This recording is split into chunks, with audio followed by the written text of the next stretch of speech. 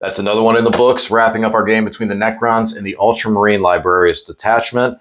Final score, Necrons 61 to Space Marine 78. Well, as I said, I'm on the quest to find a tournament list.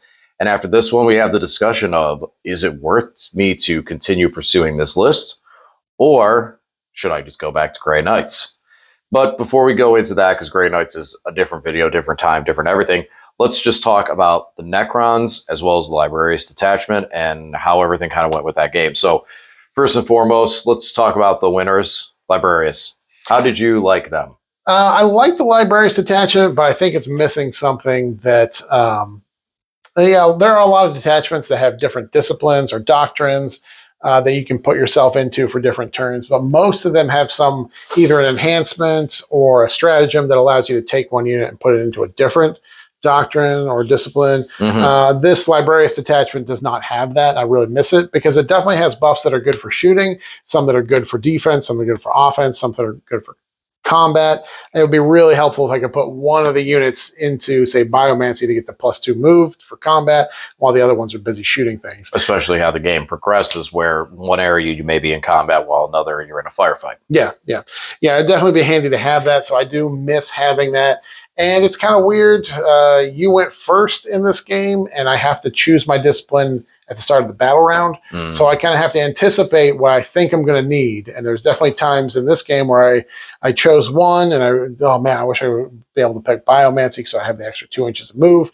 And again, with no way of changing that or adjusting that, you're just kind of stuck with it. So it's kind of challenging, but it's also fun. I like, obviously, the Stern Guard, getting anti-vehicle, anti-monster on a 5-up and being able to reroll hits and reroll wounds into the Oath target allows them to do a lot of damage. They weren't super impressive into the Silent King. They did take up both of the Meniers in shooting, allowing me to keep pounding on the Silent King himself for the rest of that turn. But yeah, they definitely have the ability to kind of pop off, especially with that enhancement. If you're in the right discipline in Pyromancer, you get sustained on top of that for everything. So definitely has the ability to cook a little bit. And I really found the last time we played Librarius, I did it with my Death Watch. The 4-up invuln on the guys that are led by Librarians is a big deal. It keeps around a lot longer. I like 4-up invulns. Yeah. DJ was pretty mean to me with his 4-up invulns, but also like his Overwatch with the Doomstalkers is usually pretty good. It didn't really do a whole lot he didn't get a whole lot of hits and wounds, and then I was pretty consistently making the 4-up saves there. So the invuln is definitely helpful when you're going into a high AP opponent. Yeah, I feel like in general, the Doomstalkers had a rough game. We'll talk about that more in a minute. The Conclave is tough to get into because of the fact that the Stern Guard, for what they cost and what they are, and having the 4-up invuln and the damage that they can put out there and the number of attacks, they become a very, very strong Swiss Army knife. Guilliman is something that a lot of armies late in the game really can't answer to. You got to have something to go into him. And when he stands back up, even after you finish him off, him standing back up makes it tough, makes it kind of rough. It's kind of like Angron. It can be game-changing whether he pops back up or not. If it comes up on a 3, it's not super reliable. It's not like a 2. Yeah, I was kind of crossing my fingers like, please don't stand up. Please don't stand up. But he got that 4. He stood.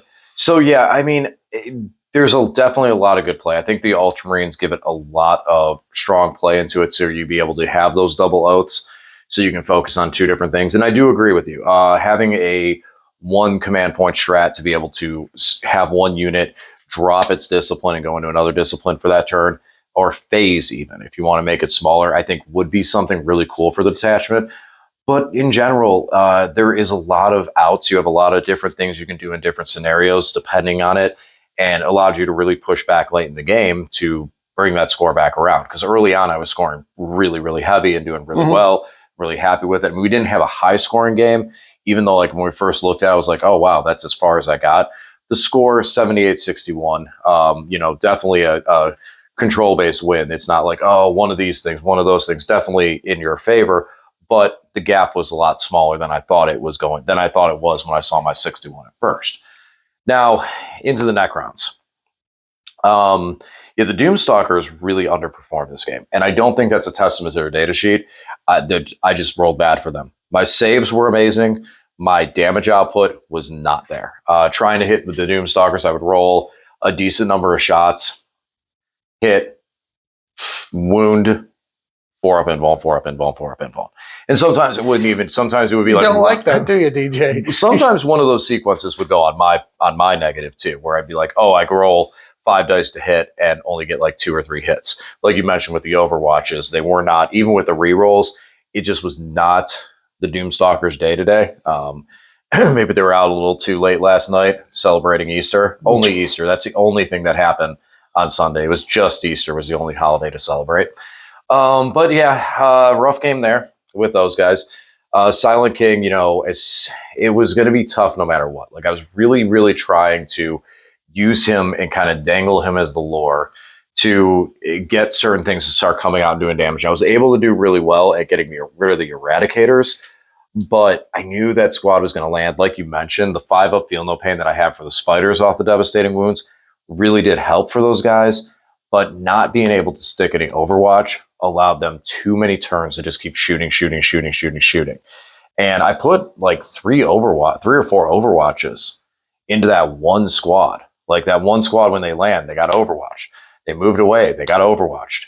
I think I lost one guy each time, just one guy. Maybe one guy. Mm-hmm. Sometimes it was 0.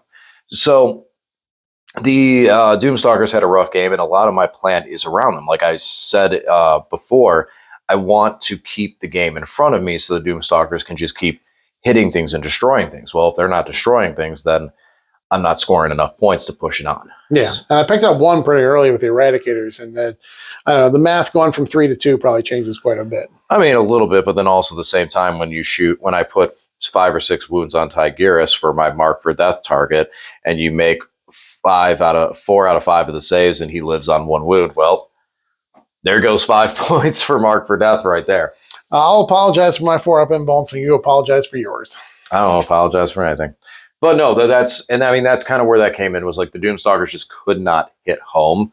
The 4-ups do kind of mess with the math sometimes in that aspect, where it's like, oh man, I just got walled. Now what do I do? And then in other aspects, it was like even, neat, clean things, removing wounds one by one and stuff like that. Mm-hmm. So in this matchup, the Silent King felt a little more like a.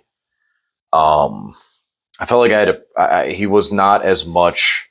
He wasn't going to ever do the damage that I paid the points for, and he was kind of just bait on the line to try to bring units out. And I mean, he did brought these units out to get Overwatched. I mean, they were right in position, Overwatched like 3 or 4 times, but just couldn't remove them. Same deal with the Eradicators. Like I was able to get things for the Doomstalkers to shoot at, but when the dice went south on them and they didn't do it, then things were able to push through. Mm-hmm. I'm not sure if I really ever had truly an opportunity to completely eliminate Gilliman.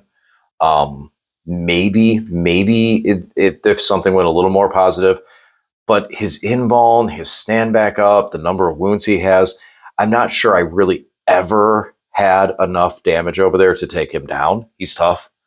I think the biggest turning point was just that one Doomstalker and the Overwatch in them not being able to take them out. And they just went to town and just started cleaning everything off, because they're like, oh, we're being shot at. Oh no, here, let's just destroy everything before we go. Yep. That's the plan. So in conclusion, you have different style lists that you do with your Death Watch and stuff like that. So I'm going to redirect the question back in. Do I continue testing this list, or should I switch over to Grey Knights? I don't know. What do you guys think? What should he do? I think Grey Knights are just more consistent in terms of their damage output and their ability to score as well. I just feel like they're a better scoring unit, and they might show a little more defensively for you than the Necrons. So I know the rerolls are really good with the Doomstalkers, but I don't think a lot else really benefited from the rerolls today. No, and a lot of it, there is some defensive strats and some stuff, but a lot of times it is getting down to just what's on the data sheet. Mm-hmm. And I mean, with the Grey Knights, there's a lot of play out of there. And honestly, I feel like with the list that I've been playing recently with a lot of MSU, it's not only sits in my play style very well because I can still play off that defensive moves. I can still bounce around the field. Even if you beat me up, I can still play into secondaries and other stuff because of how it plays. But I feel like I'm really have gotten into a good stride with it and a lot of comfort behind it. And I haven't tried out the Land Raider that I've been wanting to try in there yet. Because it turns out I had exactly enough points to drop the Crusader and put in a regular Land Raider and bring some las cannons and go, hey, guess like full rerolls to hit with las cannons or something. Yeah, it sounds good to me. And you know what? It's not like I'm It's funny because I'd be going from Canoptic Court, where I get full rerolls to hit based on controlling the board, to Grey Knights, where I get rerolls to hit based on controlling the board and proximity of purifiers. Yeah, you kind of have a type, don't you? Yeah, kind of would be. I mean, it seems like it. Hey, but this is my fault. They've only given us 2 Grey Knight detachments. So, and I love my spiders. I really do. They're both good detachments. Turns out full rerolls to hit are good. Who'd have thought? Who'd have thought it? And then full rerolls to wound if you knock me under half strength. Man, that's great too. Yeah. I think okay, so there's one last thing I want to try with Necrons before I call it quits and go over into Grey Knights. Now we do have soon Death Guard and World Eaters are on their way. And this gives me time to get Grey Knights, still painting them. I'm doing well. I got 20 purifiers right now. Should have those done by this weekend. Excited. Minus bases, because bases I have to break all the guys off, and that's a monster in its own right. Because of course, the way I did my bases involves me taking them off their bases to put them on the bases again. More basing. Anyways, but we do have World Eaters and Death Guard. I don't know the exact drop date for it. I know we're going to be getting those soon. Pre-order is next week, this coming Sunday, and I don't know if it's a 1 or a 2 week pre-order. So it's still going to be a couple weeks before we actually have the books in our hands. We don't get preview copies yet. GW, send us some. Yes, please let us know what we need to do so we can do that, so we can start advertising your books on the channel. Would love to do that. We'll pay full price. But so it gives me a little more time to work on Grey Knights. There's one last list I want to try with Necrons, and it's going to be a surprise. You already know what it is. A couple of our friends know what it is, and it is something I have played on the channel before. So there's one last list. I'm going to put it together, and we're going to try it next week, and it's going to be the all or nothing. If I lose, I will go over into Grey Knights for the tournament. If I win, then we'll have a different conversation. So Lane, I guess that means next week I'm expecting you to try. Try? Yes. Try what? You have to actually try. You can't bring any, no silly. No silly. Okay. What are you doing? You can't bring all silly. Because you've brought Crude, you've brought Poxwalker. I brought silly lists. We both brought silly lists. Not next week. Not next week. No silliness next week. You want the heat? Yep, got to bring the heat. I consider this pretty much heat. I mean, I have a lot of vehicles. You have a lot of anti-vehicle. So you're able to do that damage off of bolters and heavy bolters. So I consider that's pretty spicy. That was a pretty spicy list today. I like it. My biggest thing that I didn't like about it, honestly, was the Blade Guard. I usually love Blade Guard, but they just felt so out of place with how much shooting you had in there. Like, I almost would have rather seen more Stern Guard. You know? All right. Well, when you run the list, you can do that. I was thinking about more Blade Guard. I'm not going to run. I would like to see a second unit Blade Guard because there's another enhancement that allows me to advance and charge. So when I'm in Biomance and I get +2 move and they come out of a transport, that means they move 3 for the disembark, 6 for the normal move, +2 for Biomancy, and then D6 on the advance, and then 2D6 on the charge. Sounds like you're just missing a Land Raider. Yeah. So and like I said, when they're in the Biomancy discipline for 1 CP, they can go at +2 strength. So they get up to strength 7. And if they're going into an oath target, getting +1 to wound, that's very spicy. It's almost Blood Angels level. And they did pick up your Silent King. So yeah, after who did the work and put him at 6 wounds, arrest your army, including the Stern Guard. So with all due respect, you really want me to bring 30 Stern Guards? With all due respect, Lane, I think you're wrong. But no, but honestly, I personally, I just think that the Stern Guard would be better. In my aspect of it, I can see what you're saying. There's some aspects to be able to advance and charge and do some fun stuff with that.